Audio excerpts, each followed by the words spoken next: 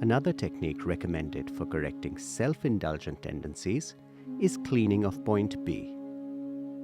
Cleaning of point B is to be done in the morning before meditation for no longer than 10 minutes.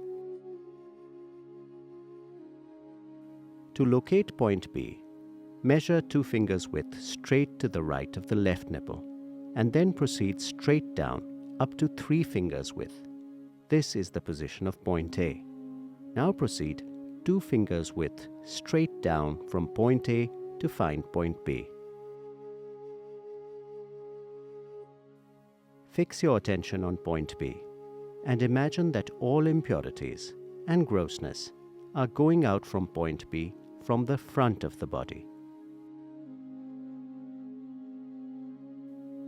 Imagine that as this process is going on, the glow of the soul or Atman is beginning to appear from behind.